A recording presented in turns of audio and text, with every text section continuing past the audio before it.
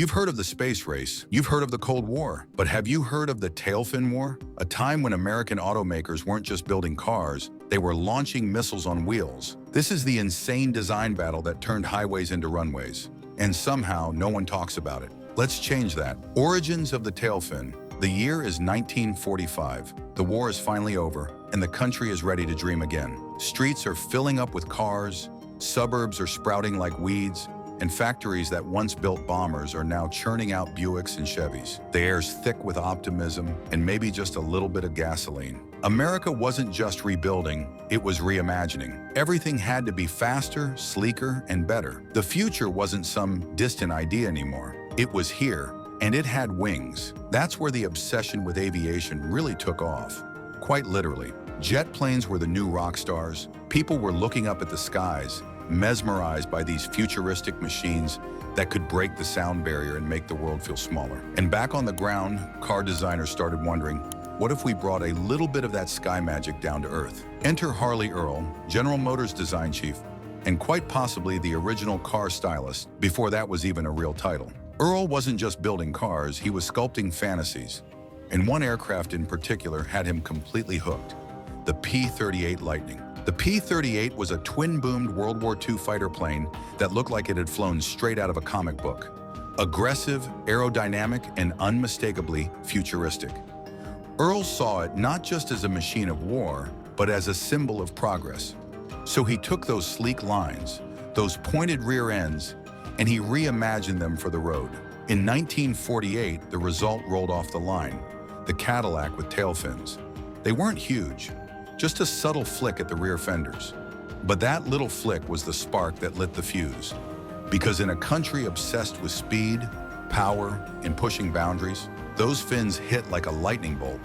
They didn't just suggest movement, they promised it. They said, this isn't just a car, this is a rocket ship in disguise.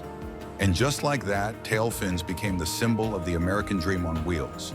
Bold, beautiful, and ready to take off. But of course, in America, once someone starts something bold, someone else has to do it bigger. The design war begins. That subtle flick of tail fin on the 48 Cadillac didn't just turn heads, it turned the whole industry on its side. Suddenly, everyone wanted in on the action. And what started as a design statement quickly turned into an all-out arms race, but with chrome and fins instead of missiles.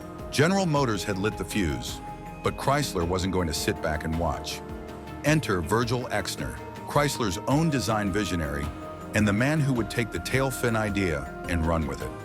While Harley Earl dreamed of planes, Exner was chasing the future with what he called the forward look.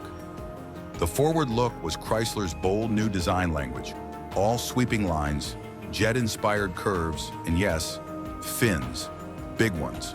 Suddenly, cars weren't just transportation anymore. They were moving sculptures, full of motion, even when parked. Exner's vision made Chrysler's cars look like they were about to take off from the dealership lot and head straight into space. Ford naturally wasn't going to be left behind either. So now we had the big three, GM, Chrysler, and Ford, locked in what can only be described as a high-stakes game of who can fin the hardest. Every year the designs got wilder.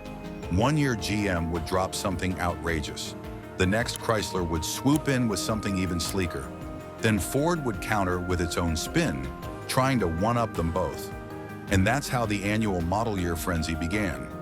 It wasn't just about performance anymore, it was about spectacle.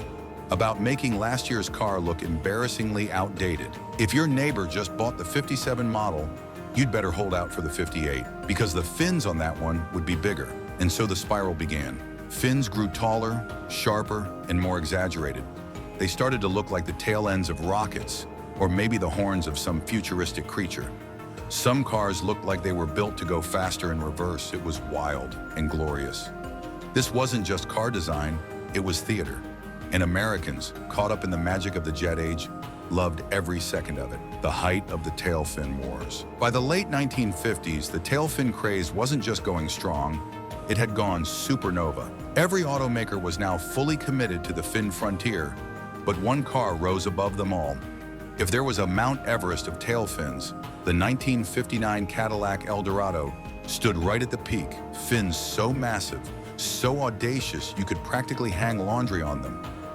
Twin rocket-style taillights, chrome for days, and fins that stretched like wings ready for liftoff. The Eldorado wasn't just a car, it was a parade float for the future. This was the high point, the moment when tail fins weren't just decoration, they were cultural icons. They captured the very mood of the nation, confident, bold, a little loud, and endlessly optimistic.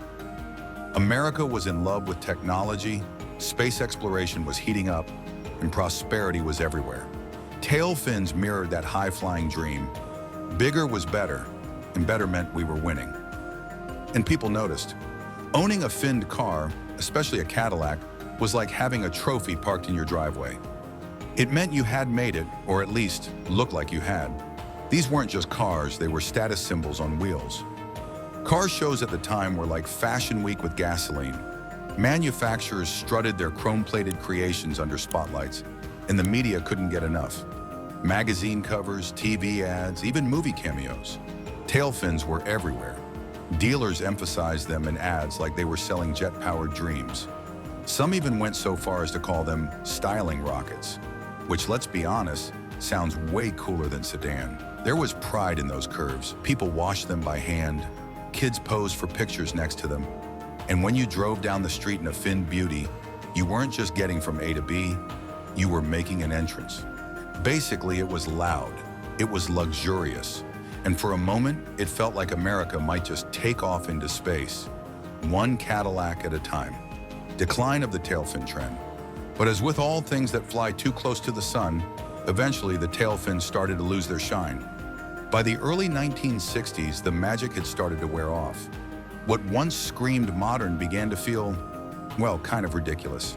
The fins that once stood for innovation and luxury now just looked like shiny, oversized ornaments from another era. The same public that had once lined up to marvel at these chrome-clad rockets began asking, do we really need all this? Part of it was fatigue. The novelty had worn thin, but part of it was practical too.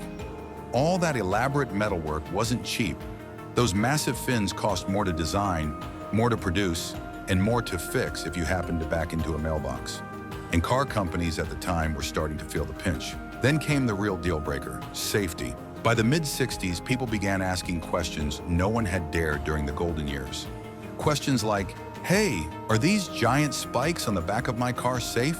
Critics raised concerns about visibility, especially when reversing. Parking became a nightmare in city streets, and God forbid a pedestrian came into contact with one of those fins. It wasn't exactly a gentle curve. Regulations started catching up, safety standards were evolving, and the tailfin didn't fit the new mold. And just as Detroit was starting to tone things down, competition from abroad was heating up. Japanese and European automakers were rolling in with smaller, lighter, more efficient cars, the kind you could actually park without needing a runway. Cars that emphasized performance, simplicity, and function over flair. Suddenly, all that American flash started looking a little outdated.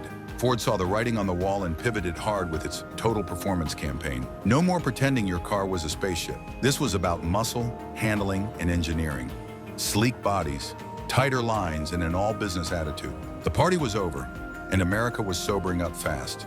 In just a few short years, the fins that had defined an era were gone, either shaved down, smoothed out, or removed completely.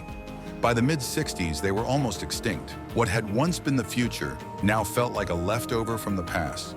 And just like that, the Tailfin Wars came to a quiet, unceremonious end.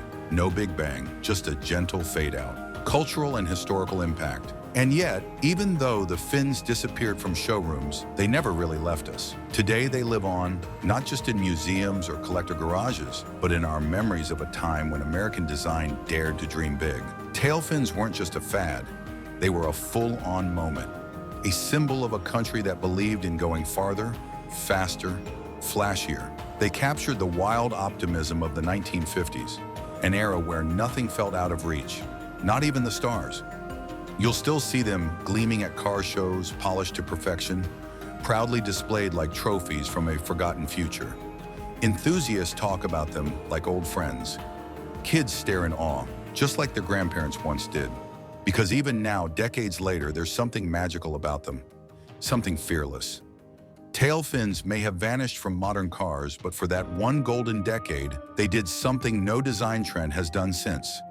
They made American cars soar, not just down the road, but into the imagination.